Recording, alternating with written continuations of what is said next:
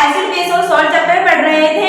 हमने इसमें अब तक एसिड के बेस के बारे में पढ़ लिया है, एसिड की प्रॉपर्टी, बेस की प्रॉपर्टी पढ़ लिया है, इंडिकेटर के बारे में पढ़ लिया है, पीएच के बारे में भी पढ़ लिया है, पीएच के यूज भी पढ़ लिए हैं, न्यूट्रल, एसिडिक और बेसिक पीएच क्या होता है, कौन हार्मफुल है और डाइल्यूशन कैसे होता है, ये भी हमने पढ़ लिया। आज हम सोल्ट के बारे में पढ़ेंगे। जो सोल्ट होता है, अगर हम कॉमनली उसे देखें, जब एसिड और बेस को आपस में मिलाया जाता है तो सोल्ट बनता है। जब हम strong acid let's suppose HCl और स्ट्रॉन्ग बेस NaOH, जब हम इन दोनों को आपस में मिलाते हैं तो इनको आपस में मिलाने से रिएक्शन जो होती है उसमें NaCl और वाटर बनता है। ये जो NaCl होता है इसे क्या कहा जाता है, कॉमन सोल्ट कहा जाता है, प्लस बाय प्रोडक्ट क्या निकल जाती है, वाटर निकल जाता है।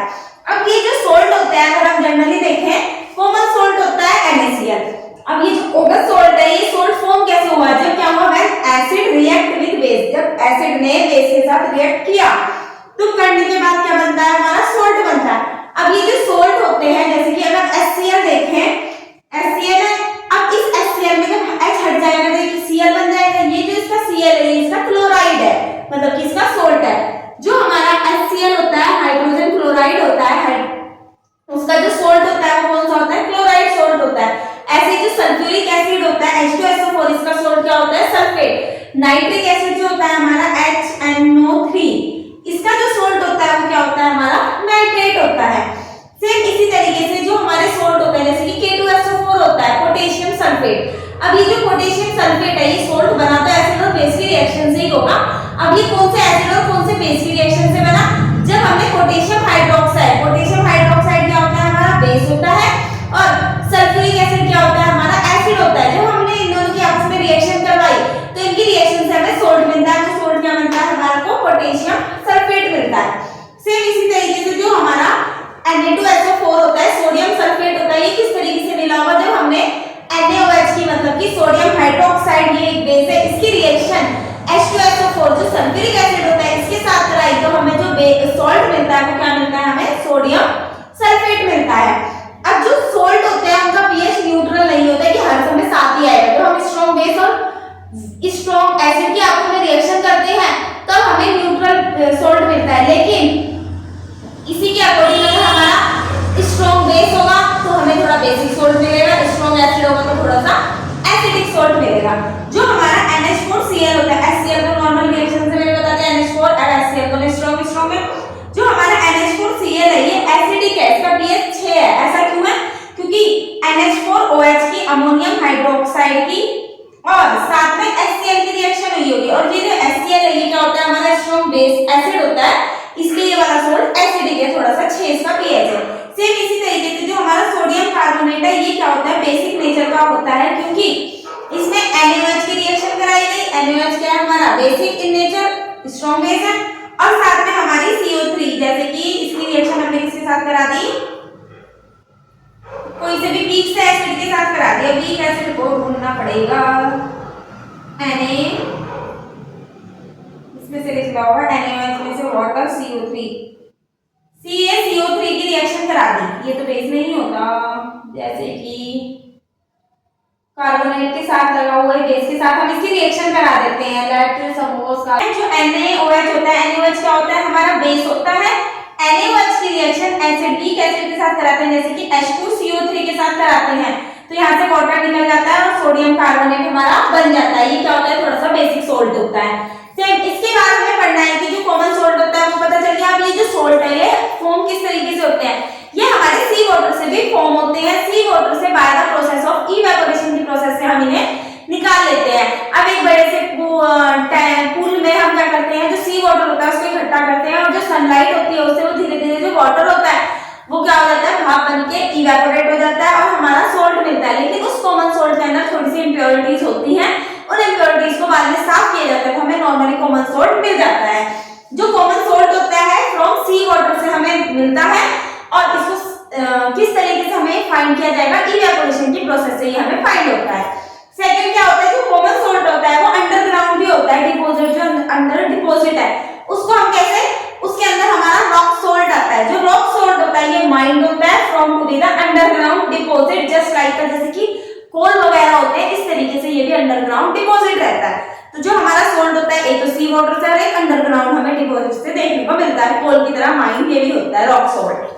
अब इसके बाद हमें कॉमन सोल्ट, जो हमारा सोल्ट होता है, कॉमन सोल्ट होता है, उसके यूजेस के बारे में पढ़ना है। अब जो कॉमन सोल्ट होता है उसके यूजेस क्या होते हैं, एक तो नॉर्मली हमारे को जो केमिकल इंडस्ट्री होती है उसमें कॉमन सोल्ट का बहुत यूज किया जाता है, बेकिंग सोडा को बनाने में, कास्टिक सोडा को बनाने में, वॉशिंग पाउडर को बनाने में, इन सबको बनाने के लिए कॉमन सोल्ट का यूज किया जाता है, ब्लीचिंग पाउडर को बनाने में। दूसरा क्या होता है, केमिकल इंडस्ट्री में यूज किया जाता है, कुकिंग के लिए बहुत ज्यादा यूज किया जाता है, नमक तो हर जगह जरूरी है, कॉमन सोल्ट NaCl।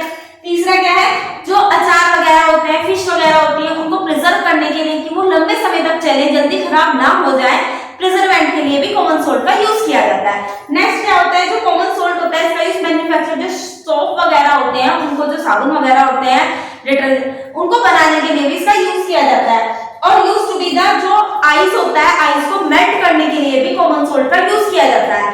अब आइस को मेल्ट करने के लिए जो कोल्ड कंट्रीज होती है जहाँ पे बर्फ पड़ती रहती है और रास्तों में बर्फ जम जाती है, तो उस बर्फ को हटाने के लिए वहां पे नमक डाला जाता है, कॉमन सोल्ट, ताकि वो जल्दी से मेल्ट हो जाए और रास्ते को हम साफ कर ले।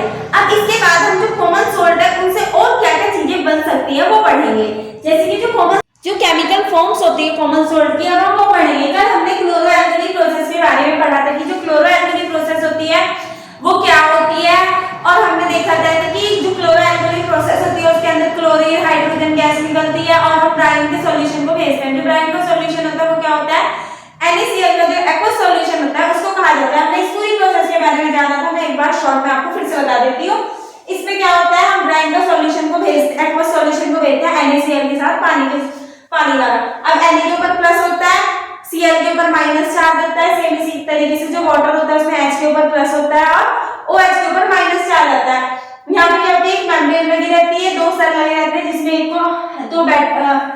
एक एनोड वाला होता है, एक क्या होता है कैथोड वाला। एनोड वाला पॉजिटिव होता है, कैथोड वाला क्या होता है हमारा नेगेटिव होता है। एनोड की साइड से क्लोरीन गैस निकलती है और कैथोड की साइड से हाइड्रोजन गैस निकलती है और यहाँ से NaOH बाहर निकल जाता है। जो NaOH होता है वो क्या होता है, एल्कली होता है और साथ में क्लोरीन गैस निकलती है, इसलिए से क्लोरोएल्कली प्रोसेस बोलते हैं।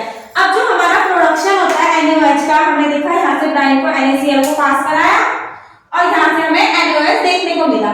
अब जो हमारा प्रोडक्शन होता है NaOH का, उसके अंदर क्या होता है, जब हम क्या करते हैं इलेक्ट्रोलाइसिस करते हैं, इलेक्ट्रोलाइसिस किया concentrated aqueous solution of NaCl का, तब हमें क्या मिलता है NaOH देखने को मिलता है। अब हमने NaCl लिया ब्राइन पानी के साथ, जब इसकी इलेक्ट्रोलाइसिस करी तो हमें क्या मिला, NaOH मिला, सोडियम हाइड्रोक्साइड, क्लोरीन गैस निकली और वाटर निकला।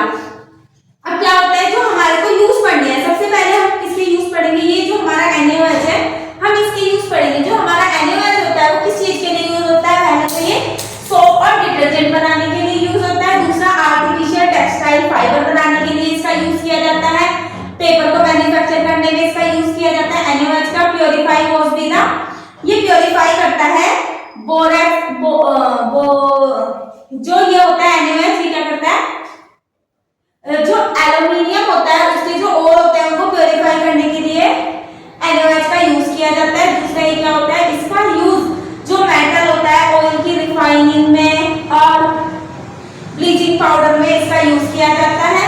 अब जो नेक्स्ट निकला था, पहले तो NaOH निकला था, NaOH को सोप डिटर्जेंट बनाने के लिए, टेक्सटाइल्स में, और ये कहते हैं एल्युमिनियम के ओर को प्योरीफाई करने के लिए, सोप, इन सब में इसका यूज किया जाता है मेटल और ऑयल की रिफाइनिंग करने के लिए। नेक्स्ट है क्लोरीन गैस के साथ में निकलती थी, जो एनोड की साइड से निकलती थी। एनोड क्या होता है, जो पॉजिटिव वाली साइड होती है उसकी साइड से। अब ये जो क्लोरीन होती है इसका यूज क्या करता है, पानी को स्टेरिलाइज करने के लिए यूज किया जाता है। पानी में जो भी बैक्टीरिया वगैरह होते हैं उनको मारने के लिए इसका यूज किया जाता है। स्विमिंग पूल में इसकी गोलियां डाली जाती है ताकि वहां का पानी साफ रहे। दूसरा क्या होता है, प्रोडक्शन ऑफ ब्लीचिंग पाउडर के प्रोडक्शन में इसका यूज किया जाता है। तीसरा क्या होता है, HCl को बनाने में इसका यूज किया जाता है क्योंकि क्लोरीन है इसलिए। अब नेक्स्ट है इसका यूज प्लास्टिक बनाने के लिए, PVC के जो पॉलीविनाइल क्लोराइड होते हैं उसके पाइप बनाने के लिए, CFC क्लोरोफ्लोरोकार्बन को इसमें बनाने के लिए भी इसका यूज किया जाता है और पेस्टिसाइड में भी क्लोरीन का यूज किया जाता है। नेक्स्ट है सोलवेंट्स को और क्या कहते हैं ड्राई क्लीनिंग में इसका यूज किया जाता है, किसका, क्लोरीन का। नेक्स्ट क्या है, हमारी हाइड्रोजन गैस निकल रही थी, जो ये हाइड्रोजन गैस निकल रही थी वो कैथोड की साइड से निकल रही थी, नेगेटिव वाले से। अब ये जो कैथोड की साइड से हाइड्रोजन गैस निकलती है, हाइड्रोजन गैस का यूज हैलोजिनेशन ऑफ ऑयल्स को हैलोजिनेशन करने के लिए किया जाता है, फर्टिलाइजर्स को बनाने के लिए इसका यूज किया जाता है, HCl के प्रोडक्शन में इसका यूज किया जाता है, और क्या कहते हैं मेकिंग ऑफ द जो मिथेनॉल होती है, मिथेनॉल को बनाने के लिए भी हमारे को हाइड्रोजन का यूज करना पड़ता है। नेक्स्ट क्या है, जो लिक्विड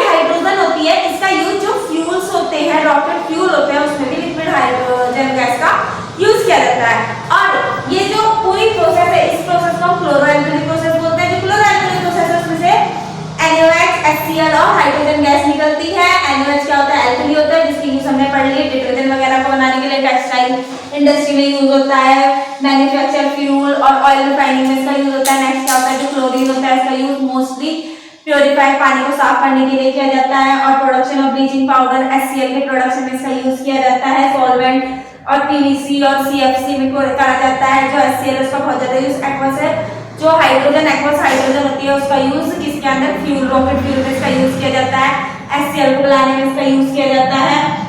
और ऑयल ऑब्टेन किया जाता है सॉलिड फैट से, जो ऑयल होता है उसको ऑब्टेन किया जाता है। इसका बहुत इंपॉर्टेंट यूज होता है halogenation of the oil, oil का हैलोजिनेशन करते हैं जो ऑब्टेन होता है सॉलिड फैट से, जैसे कि जो घी वगैरह होता है वनस्पति घी, ये इन घी को बनाने में भी हाइड्रोजन गैस का हाइड्रोजन में क्या होता है यूज किया जाता है। अब इसके बाद जो और नेक्स्ट फॉर्म होती है, जो